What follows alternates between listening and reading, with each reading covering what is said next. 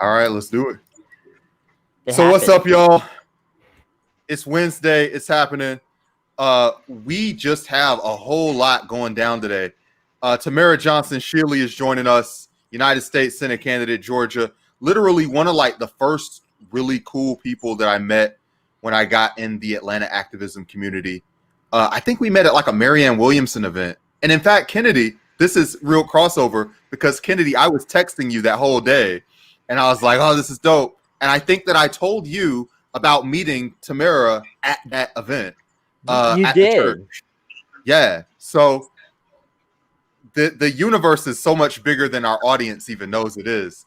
So now when you started running for United States Senate, like knew you had to have you on as soon as possible. And it just took a little while because you're very busy and we're very busy, but obviously like it's very good to have you on and welcome you on and all that good stuff. How are you doing? Hey everybody, I am great. I'm exhausted, but I'm doing good. Before you came on, because you got here at exactly 4, we was like talking behind your back and having this whole speech about BPT. And we were like, oh, you know, we're late for stuff all the time. And I found out that Kennedy's state is called the land of mañana. That sounds like vaguely discriminatory. Wait, is So that what the official state motto or something? the No, land no, of but mañana? that's just some everybody in New Mexico uses this phrase, the land of mañana, especially whenever somebody like you're talking about, oh, such and such is supposed to be here, but they're not here yet. People just be like land of mañana, and you're like, yeah, and you just laugh about it, and like everybody's like late to everything all the time here. So we have our own culture out here of just being late that is, similar, And I but mean, not the same. it's more laid back, I think, in New Mexico, just because it's a libertarian state. Everybody is kind of a little more spread out outside of the cities. So I think it's maybe a little bit less strenuous than like a New York. Now, Brandon, did you call it BP time? That's literally what they call it in Atlanta. They call it BPT. Okay, see, because of my age, we call it CP time. Okay. Yeah, that's antiquated racism. You got to get in with modern cool racism. Aaron, do they call it BPT or CPT like on your side of town? Have you heard both? I mean, I'm originally from New York, so I feel like the first time I ever heard that phrase was from the mayor of New York, Bill de Blasio, when he was campaigning. God. Remember, he was campaigning with Clinton in 2016, and he was like, "Oh, we're running on CP time," and it was like, "Yo, bro, just because your like spouse is like black doesn't give you like the license to say some wild ass shit like that." Nah, bro, yeah, you're like halfway in the cookout. You know what I'm saying?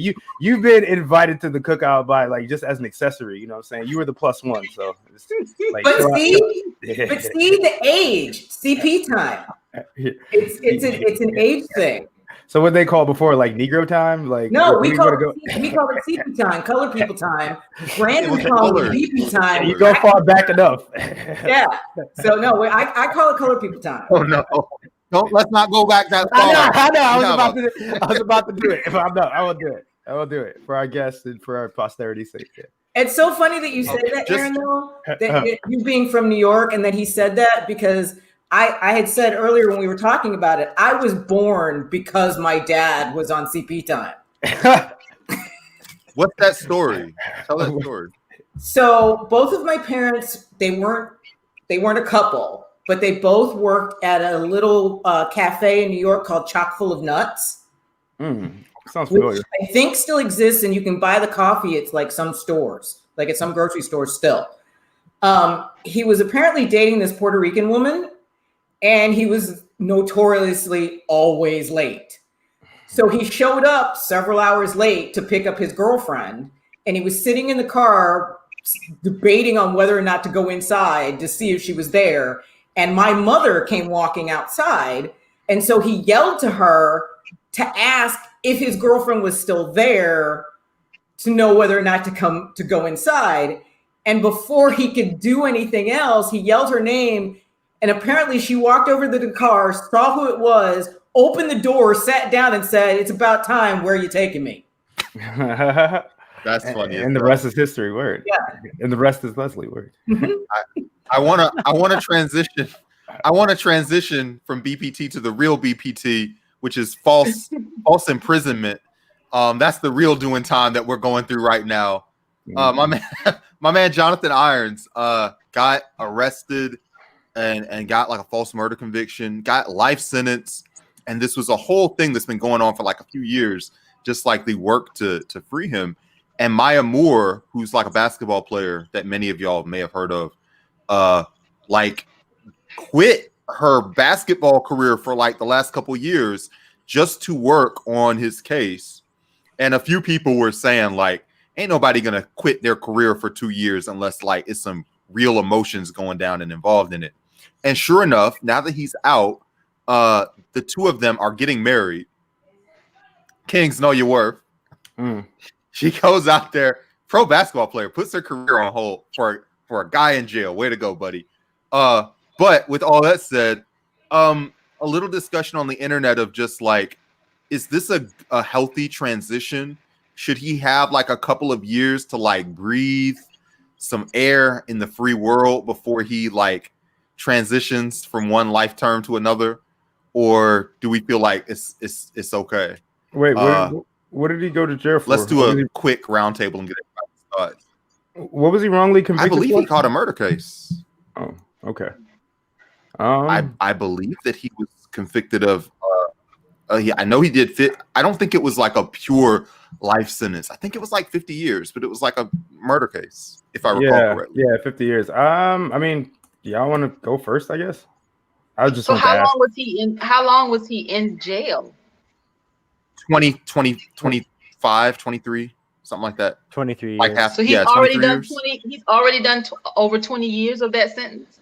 Yeah, man, they took his life from him, dog. Like, yeah, he was 16. It says in 1998 when he was tried as an adult.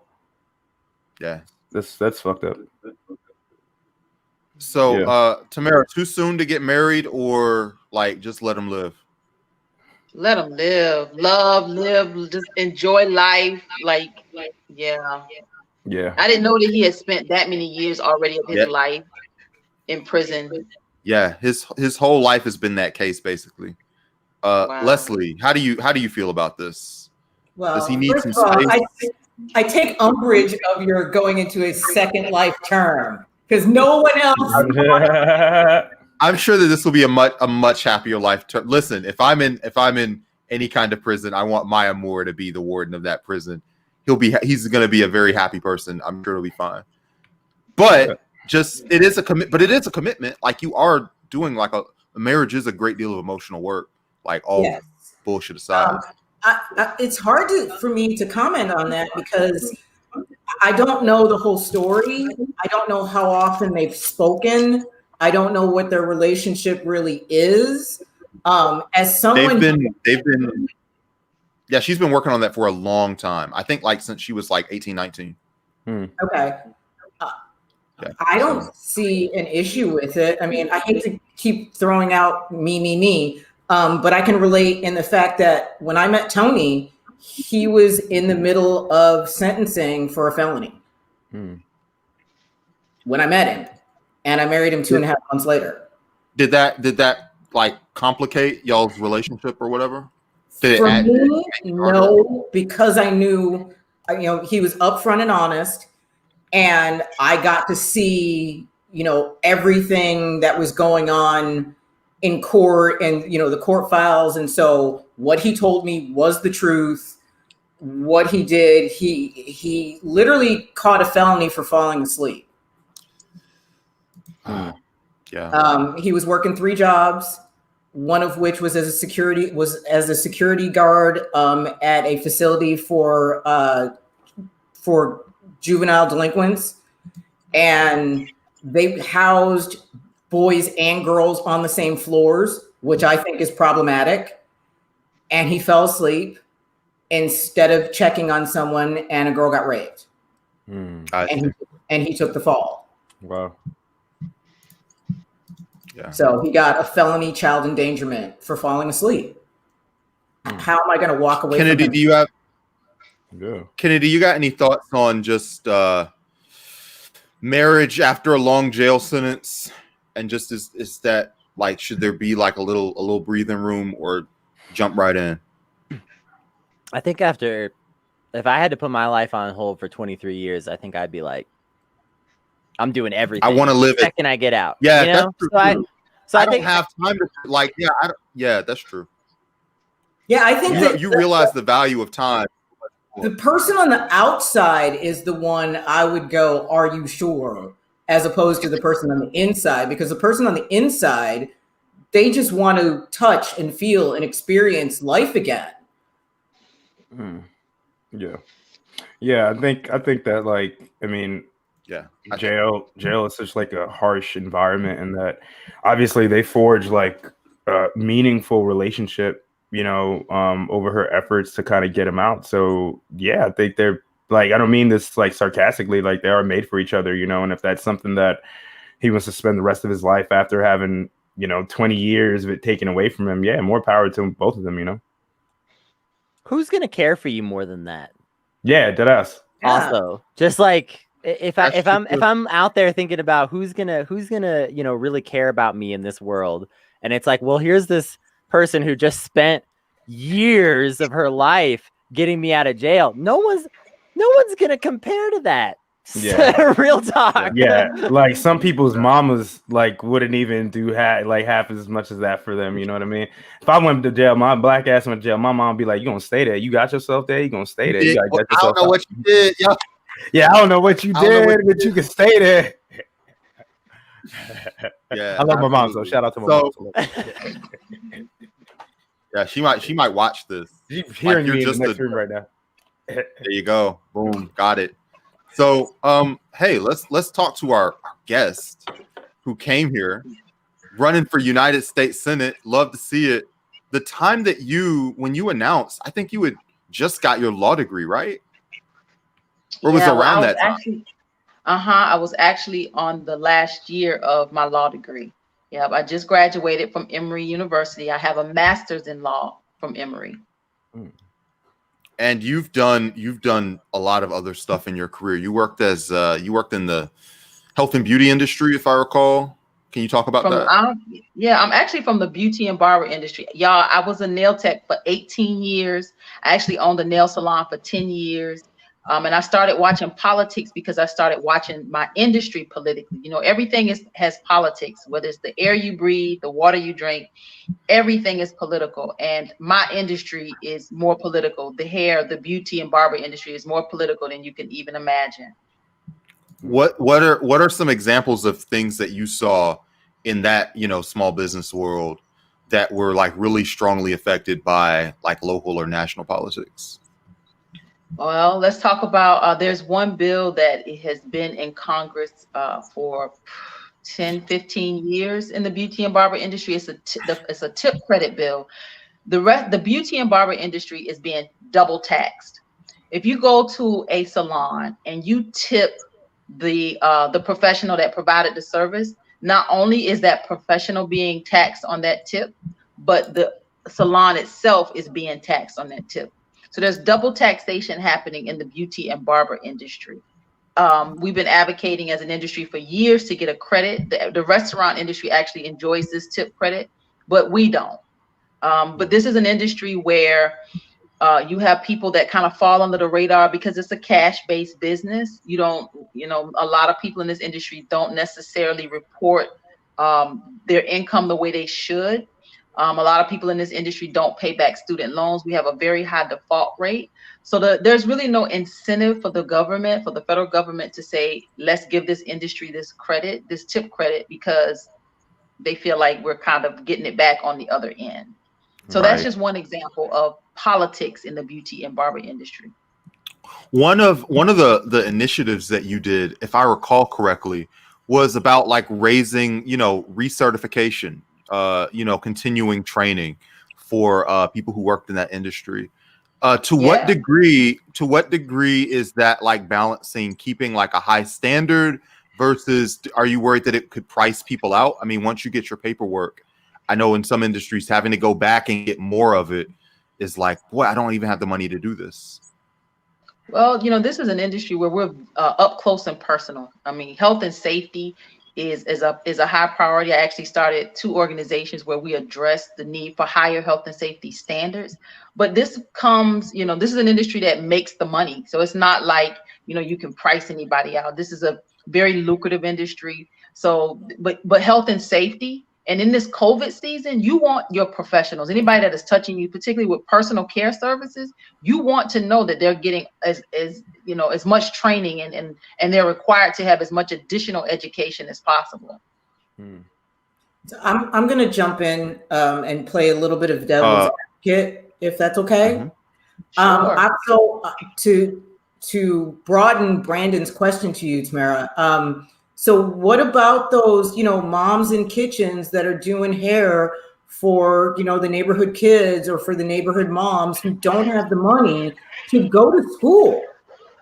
What does it do for those? What does that do for those women other than price them out of the business? You have apprenticeships. There's a way around actually going to school and getting your license via traditional education. A lot of states offer apprenticeships where you can actually work under a licensed professional so that you don't miss that theory, you don't miss that education. There's a lot of reading. This industry is not just hands-on. This is health and safety, and we're trained in infection control and diseases. There's a lot of skin and scalp diseases, airborne disease. There's things that you need that as a professional you need. So I understand that, kitchen-ticians, we have this discussion a lot in our industry, but when it comes to health and safety, we're in a whole new season with COVID. If nothing else, I think everybody should be mindful. You can't just walk into anybody's house and get your hair done right now. I wouldn't. Skin and scalp diseases. That's new to yo.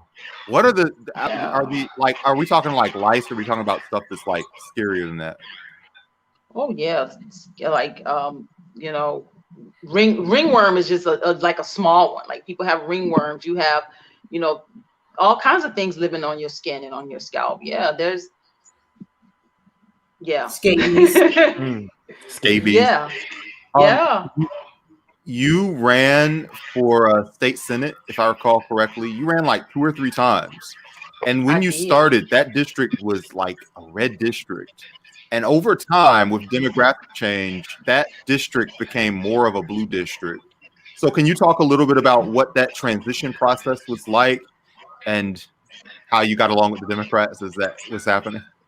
Oh yeah, let's talk. So I like I said, I started watching my industry politically, and that's when I started watching my community, the neighborhood where I'm living in. Like everything I realized was, like I said, very political. And I was I live in Senate District 40 here in Georgia, which is all of North DeKalb, a little bit of Fulton, a little bit of Gwinnett, and predominantly white, predominantly affluent. Doesn't look like me much, but it has been a trending district for quite a number of years. So in 2014, I jumped into a state Senate race. Came out of the gate, I ran against Senator Fran Miller. Was a staunch Republican, like entrenched. This man had been in office. Even Republicans couldn't get more than 20 some odd % against him. Nobody could beat this man. So I jump in, and first time candidate, no money, get 37% against him in 2014. I knew I had to run again. Jump back in the same race. 2016, 43.8%. Y'all, I knew I was about to take him out in one more race. 2018 is when my third run, and a white woman ran against me. They, where she is some stories behind where she came from, but they ran a white woman against me. She gets in the race. People in the district were torn because this, like I say, is predominantly white. And I have some very honest friends that said that they talked to their white friends and they weren't going to vote for me, a black woman, over this white woman. It became very racial. It was, like I said, I had people that told me that were honest enough to tell me the truth about what was happening around me. So she goes on to win and beat me in the primary. And then she rides Stacey Abrams' coattail. Now, Stacey Abrams drove the black vote in Georgia. So she rides Stacey Abrams' coattail and she wins the seat. She didn't have to have an agenda that was inclusive. She didn't have to talk about, Black issues. She didn't have to talk. She just showed up, and Black people tend to go to the polls, and people in general, Black people, I'll just say that, go to the polls and just vote for the D. So she won, but God, like I say, had a bigger plan. That's when I went back to school, and now I'm running for the United States Senate. So this gives me a larger demographic. This is the entire state of Georgia. I get to talk about all issues for all people. I have a very inclusive agenda. I'm bold. I talk about reparations. So I'm all that Georgia needs me to be in this moment. So I'd like to ask more about what your stance is on reparations, because I keep getting asked, and I think a lot of it has to do with my age, and I seriously don't know what I think about it. I mean, I know we were owed, but I'm on the fence on what should be done today. Well, what we have right now is HR 40, which is the bill over in Congress to study reparations, and it's problematic because the bill is designed to create they're calling it like a money grab, because there's positions that are being created inside of this study committee. So the bill itself is a bit problematic. But my bill, and what I'd like to see introduced in the U.S. Senate, my reparations bill will first define who is owed, and those of us who are descendants of slavery in America. Black is, when you talk about Black people, we're all encompassing. You could be Jamaican, Haitian, you could be all these things and be Black in America. But America owes very specifically those of us who are descendants of slavery in this country. Mm-hmm. Did I answer your question? Sort of. So are you advocating for a specific amount of money, or are you talking land, or are you talking like some of the reparations that I've been hearing talked about are loans to get into the medical marijuana industry and things like that? So my question is, I'm asking for a little bit more detail on what you specifically feel that should be given to those who are owed, if that makes sense.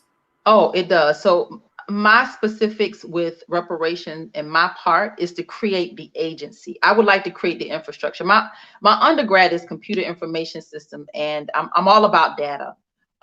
First of all, we have to define who is owed. And I say those of us, again, who are descendants of slavery in this country. And then America has to create a database that says, okay, these are the descendants of slavery. We're not a lost people. So as we collect, manage, and maintain this database federally, I like for us to create the agency. I want to build the house. Now, the furniture and all the things that need to come on the inside, I follow the work of Dr. Sandy Darity. And he talks about the trillions of dollars that are owed to us as a people. But I do talk about the need for cash payment. I talk about low to no interest home loans, business loans. And when I say loans, that money will funnel back into the reparations administration. I akin it to us having like the VA, but this is the RA, reparations administration. So I would like to create the infrastructure. And this work has already been done. Dr. Sandy Darity has a book out now called From Here to Equality, where he's outlined the specifics of how reparations could be administered. But that becomes a part of the study, and the internal workings of reparations. Like, again, I like to create the infrastructure to house our repair in this country. Tamara, if I could ask you a follow-up question about that. So the idea with reparations is that it would be some sort of leveling, because so much wealth and subsequently political power has been robbed from the Black community, that any reparations project would have to last for possibly like a couple generations, right, for it to actually like stick. Because like I'm sort of like the, I guess, politically aesthetic guy, where I think about framing arguments, right? How would that fight look in Congress? How would you help bring that case, that narrative to the American people on why this is something that's, you know, necessary and also like a moral case.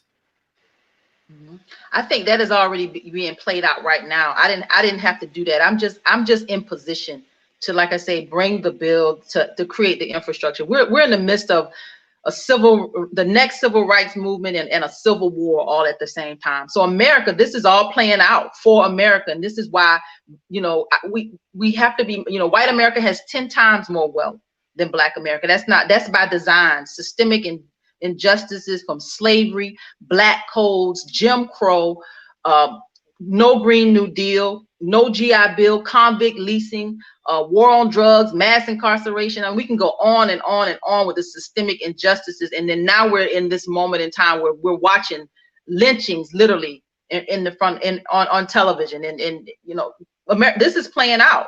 All I have to do is show up now, and we need to create the infrastructure for the repair of Black America. And would you mind repeating the name of that book that you just mentioned? Somebody in the chat wanted to know. It is From Here to Equality, Dr. Sandy Darity, Darity. He's an economist. He's been doing this work for 30 years. He's from Duke University. Yeah, that sounds like a really good read. I'm curious, what are the biggest pushbacks you hear, especially from white folks, about reparations? And what are your like biggest arguments that you make? Because I mean, obviously I'm white, I'm around a lot of white people. And when I talk about reparations, a lot of the people that I know are like, what? They act like I'm speaking a foreign language. So what are your best kind of like, or what are the arguments? You know what I've learned not to do as a candidate? I tend not to argue it, because I think, let me talk about my race. Let me tell you why I don't have to argue it. I just feel like I'm literally just in position. I feel like I'm very spiritual, first of all. So I feel like this is just God lining everything up. There are 21 candidates in this race. This is the special election right here in the state of Georgia. There are 21 candidates in this race. You got Democrat, Republican, Green Party, Libertarian, Independent, write-in. You got everything under the sun in this race. And this is an opportunity now for Georgia to really, I feel like, you know, the ranked choice voting that we could possibly have one day, maybe in this country. This is like, we're going to really see where Georgia actually falls in the spectrum. So, you know, I'm not arguing reparations. I'm presenting it to those that are receptive, the you know, Black, white, whoever who's receptive, and I'm just going to let the chips fall where they may. And I really have been very well received. Even, you know, I have a lot of white allies, and there's a lot of white people that understand that if we don't fix Black America, America is going to continue to do just what it's doing. The unrest, things that will not get better. We have to address the needs of Black America, and we can't shy away from it. And I'm so encouraged by your generation, Kennedy, because you hear it, you see it. These are your friends, and they can tell you stories that, you know, you may not have, you know, because you're white and you may not have these experiences. But I'm the mother of 2 sons. I have to have a conversation that Brandon somebody has had a conversation with him about, and Aaron, somebody has had a conversation with him about. We have to have conversations with our children today to tell them how to survive police who are, you know, you're supposed to protect and serve us, but we have to have conversations today about how to survive the police. Until America repairs Black America, we're going to be just where we are. So I don't argue reparations. I couldn't agree more. Let me ask you this, and this, you can decide whether this is or isn't arguing about reparations. What is not reparations? Because we have such a large amount of internet chatter around these things. I've heard a lot of proposals, especially when the Democrats were running for president and everybody wanted to pretend that they supported reparations, but also not be loud about it. So they could check out a box when there was a form sent to them. There were a lot of strange. Do you remember any of the weird proposals that you heard last year that you were like, this is not reparations, this is something else? The one that sticks in my mind the most are the baby bonds. They were gonna if you were born, they would give you money in a trust fund or something like that. Yeah, yeah. But that, I did hear some of that, weird stuff about what reparations is. But all you have to do is ask Black people. We know what it is. We're those of us who are descendants of slave. I am 48 years old, and I can tell you that I remember the tobacco truck coming around and picking up my family. I remember the outhouse that my uncle and my aunt had. They didn't have a bathroom. I remember the outhouse. I remember people in my family not wearing shoes. If I go home now, there's still remnants of slavery. We're not far removed.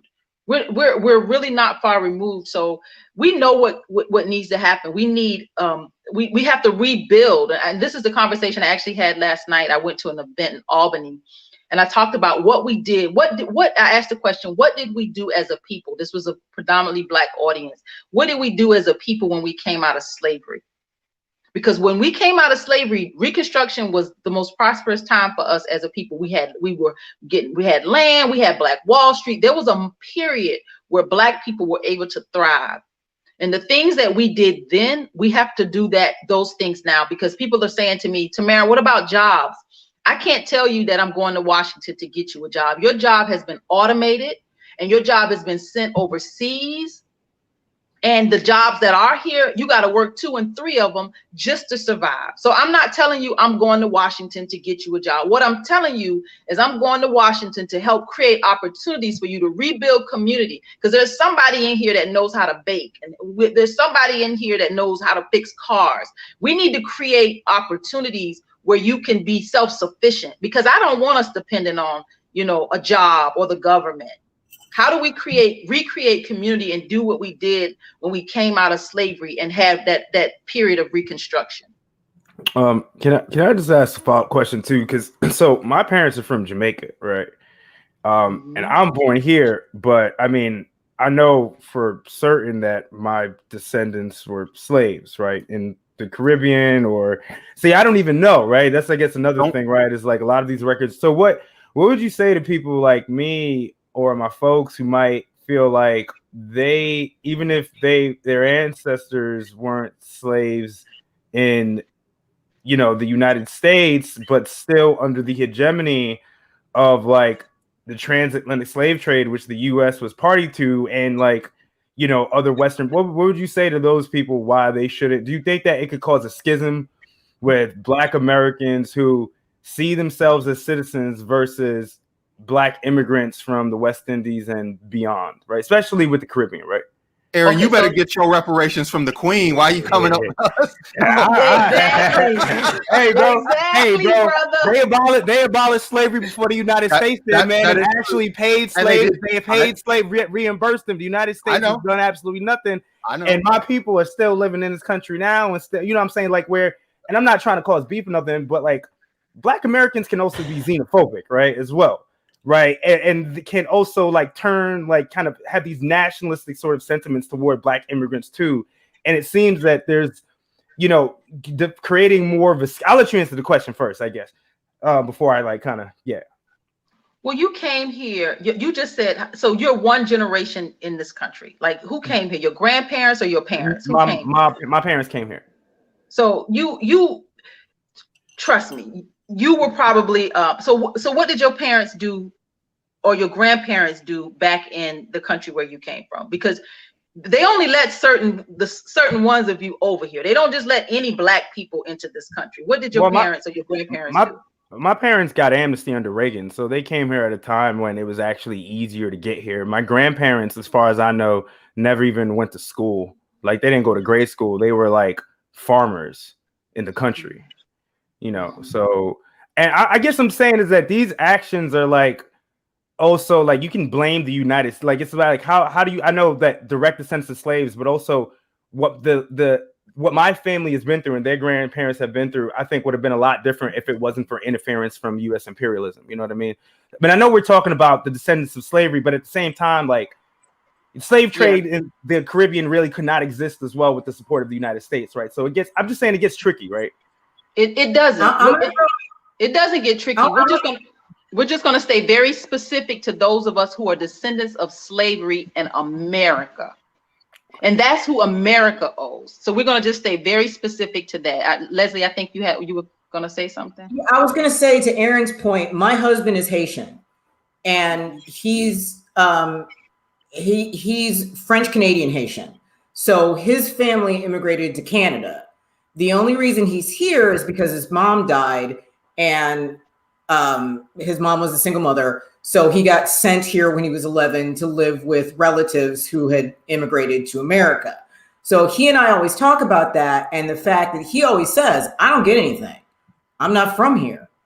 You know, my family's not from here. And, you know, when I say from here, they were obviously part of the slave trade, you know, way further than he can even think to speak on. But when we're talking about reparations in America, we're talking about people like you, Tamara, people like Brandon, people like me, whose family has been here since the slave trade in America.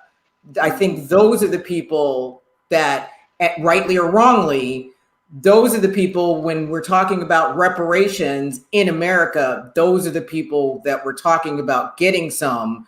I get confused when it's like, okay, generational. So do I get something and my children don't? Because both of my parents have passed?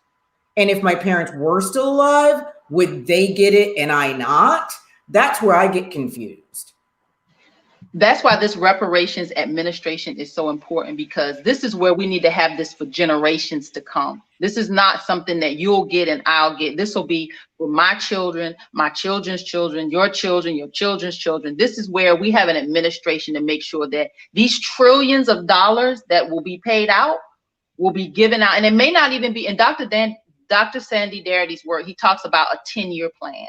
He doesn't talk about anything happening overnight. So how do we do this where, and it may take 20 years. I don't, you know, like I said, I just want to create the infrastructure for the work to be done.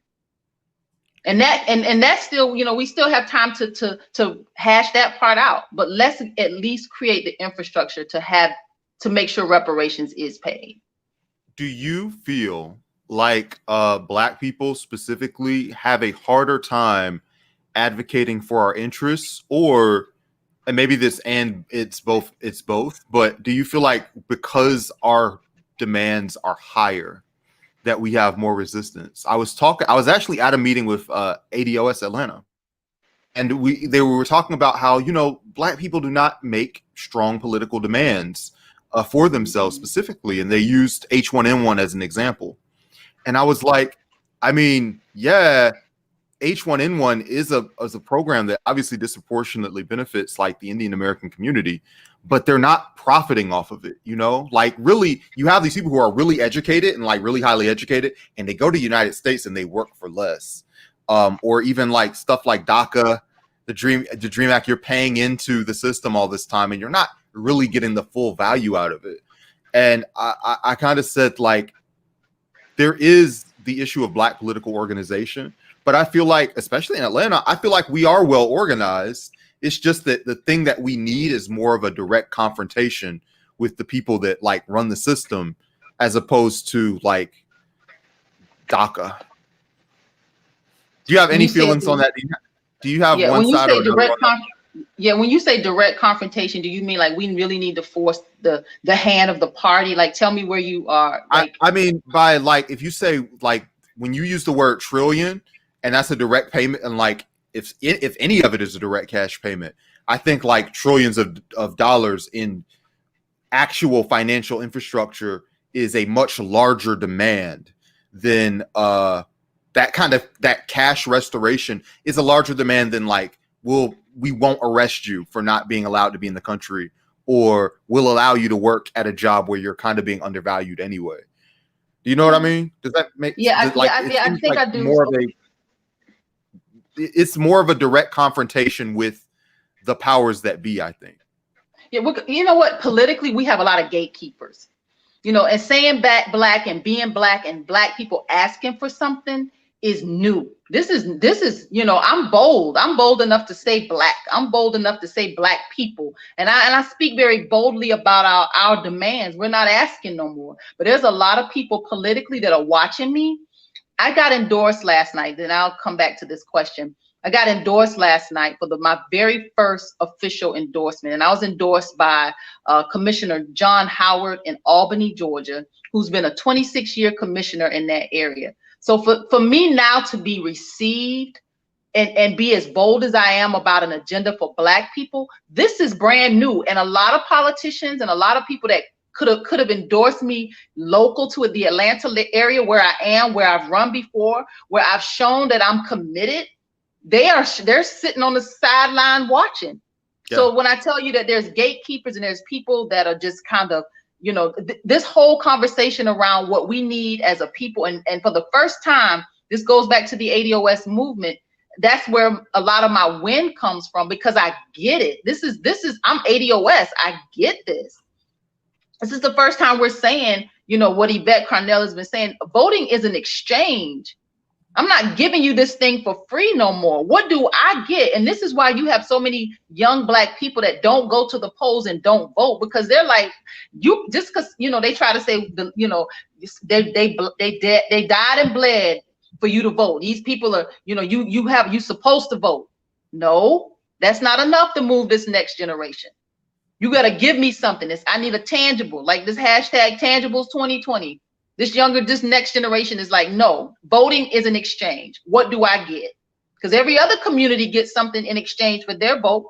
Why has the Black community not gotten anything? The data shows that by 2053, Black America will have zero net wealth. Zero net wealth. Y'all might live to see that. Yeah. So when we have to ask, we have to demand.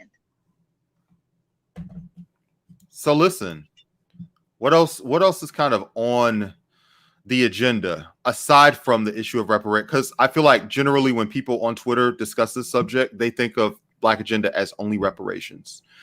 So can you kind of give your picture of just in a broader aspect in terms of education or in terms of community building and in terms of all of the things Medicare that the government for does? all. Yeah, Medicare for all. Like I'm a huge, like I'm all about healthcare. Like I was in Macon. I fell in a hole, y'all, in front of so many people. I was so embarrassed. I fell in this hole.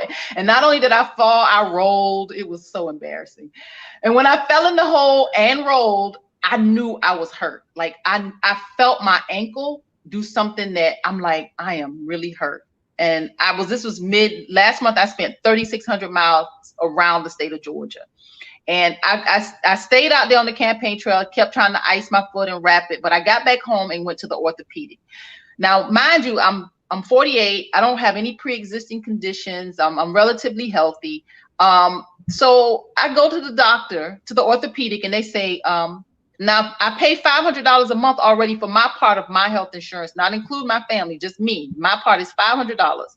I get to the orthopedic and I need a brace. The brace is not even covered by my insurance. So I got to pay for this brace out of pocket. Then when I get to the desk, she said that you didn't meet your deductible. So you have to pay for this visit. So I had to give those people an additional $300 just to get my ankle, checked out, y'all. So when I talk about Medicare for all, out of pockets, deductibles, all these Medicare for all, like I am on fire with that too. We got to take care of, just because you can't pay doesn't mean you shouldn't have adequate health care.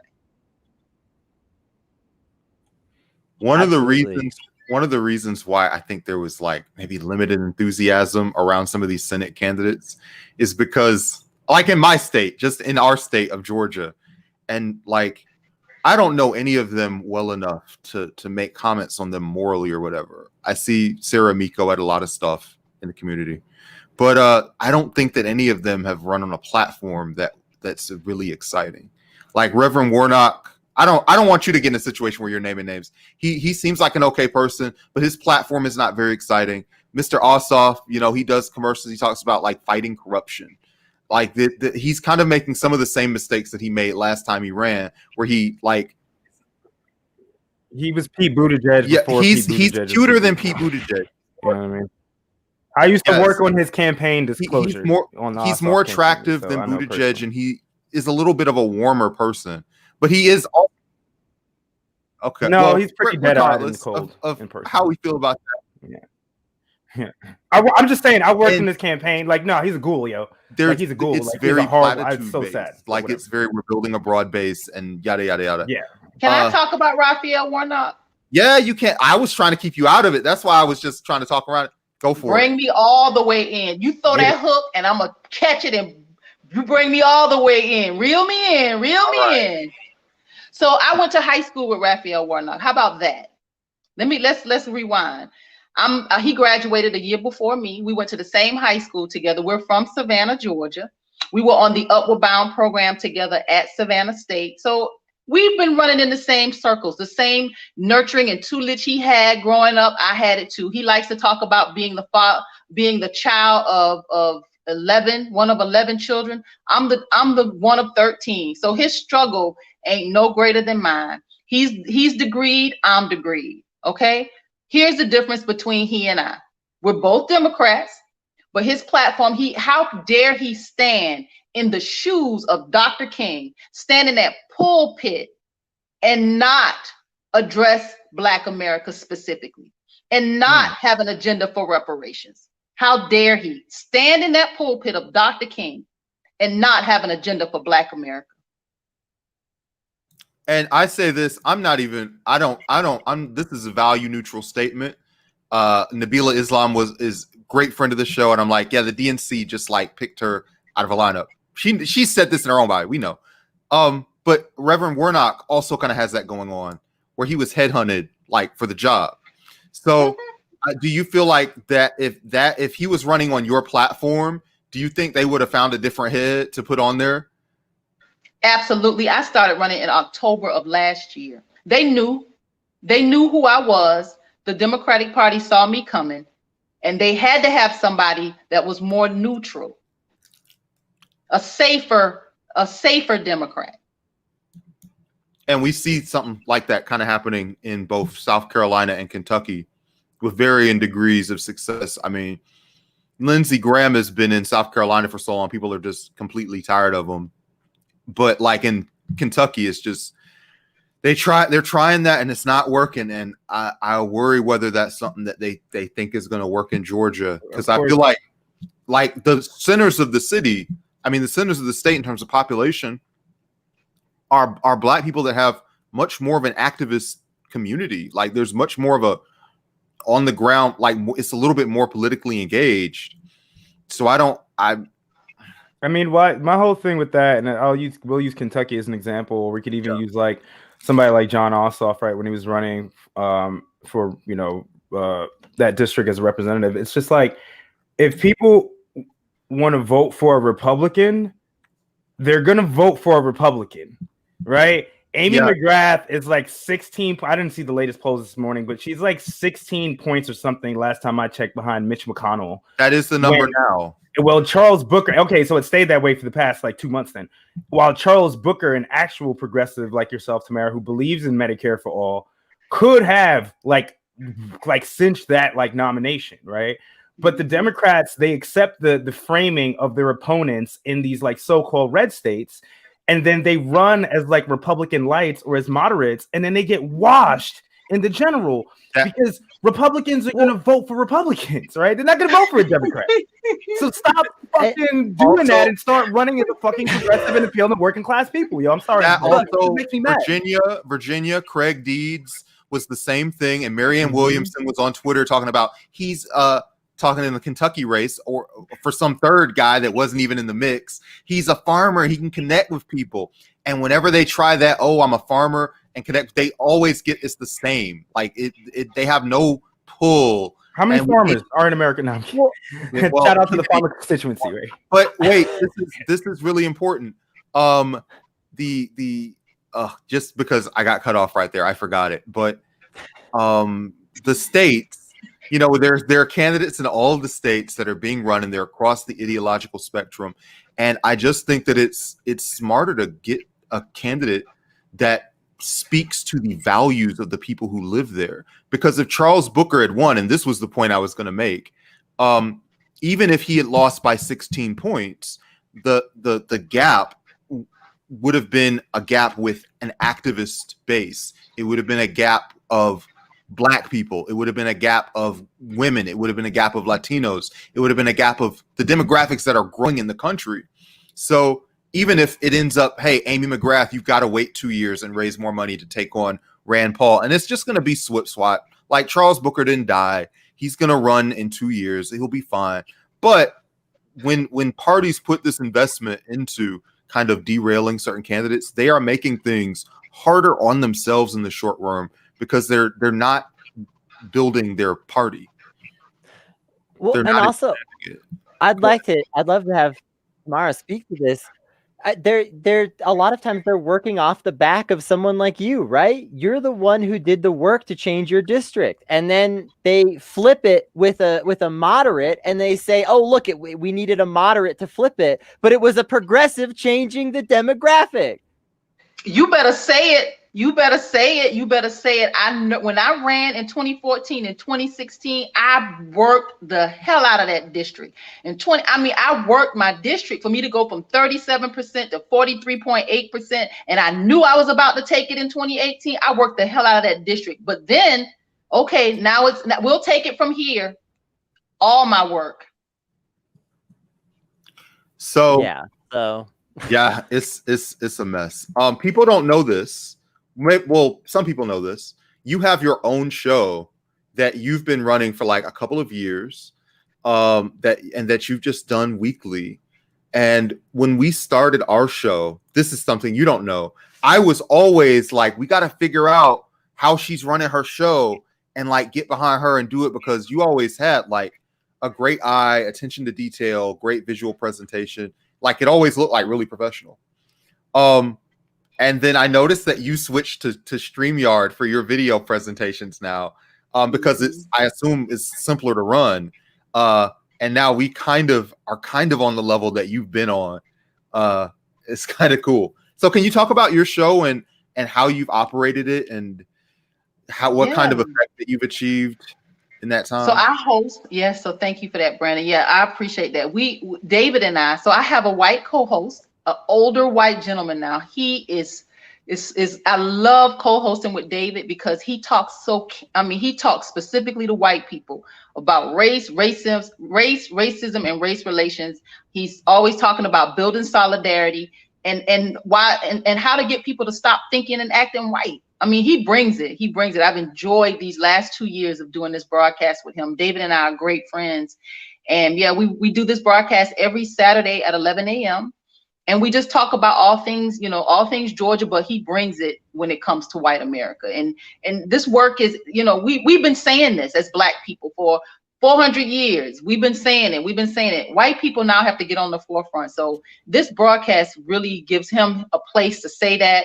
And he's very well received. And then we lend our broadcast to activists and activism and issues right here in the state of Georgia. So we've been doing it now for 2 years, and it's just evolved into what it is, and I've enjoyed it every step of the way. So you guys enjoyed this. You kind of don't ever really know what you're doing. It just feels right.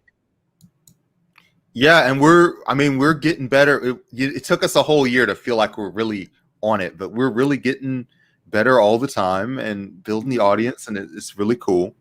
Tamara Johnson-Shealey, one of my inspiring factors, both in content, but also just in life. Like your activism has always been an inspiration to me, and I often think, hey, what would I be doing if I were in your shoes? And you are somebody that sets a good example, and I hope I set a good example in my own activism community. So it's good to finally have you on, and we are hoping the best as you run for Senate, because win or lose, whatever, it's all about building the foundation, and that takes like a steadiness and a consistency of spirit and willpower, and you have that like as much as anybody I've ever interacted with. So it's always good to hang out with you. Thank you. And you guys know this is a race that has to be run again in 2 years. This will only fill the term for Isaacson's term, 2 more years. This same race has to be run again in 2 more years. So I'm not going nowhere. Yeah, I'm in it for the long run. I'll vote for you. Who else I'm gonna vote for? Yeah, man. Yeah. No, for real. Like you are the candidate for the moment right now. You know what I mean? I mean, not even Kelly Loeffler. I don't even know who else is running. I don't know what other candidate would be willing to come on a show with socialists, communists, and anarchists to talk. So you got my vote. I'll give some more drama since somebody wanted to be messy. Ossoff wanted to come on back in the day, like when the show first started. I don't know whether he'd come on now, but like we talked to a friend. Now that he actually knows what kind of content we make. Yeah, that man is a dead-eyed ghoul. I'm telling you, man. I met him and I was just like, people like this exist. Like he's just like a milquetoast neoliberal Democrat, man, who like looks like fish eyes, dude. It's fucking creepy. I think John Ossoff, he's kind of good looking. I think you're being hard on him. No, I was standing 3 feet away from the man. no, I know what you mean. All right, listen. This is the content that people pay for. And by the way, you can pay for this. For some reason. Why would you do that? Kennedy, why would anybody pay for this? There's post shows regularly, not today. We take 20 minutes after the show and hang out. And you'll get access to our Discord. And you'll get, breaking news the fastest way possible about our show. Like we just recorded with the Trillbillies yesterday. You would have already been known that. Think about it. Hey. So thank you for being on, watching. Yeah. And we're gonna get out of here because we're gonna do some work for the Promised Land, which is also a really cool MMO that's coming out, and we'll talk to y'all more about that as time goes on. So thanks for watching. We'll see you again. Have a good one. Bye-bye. Bye.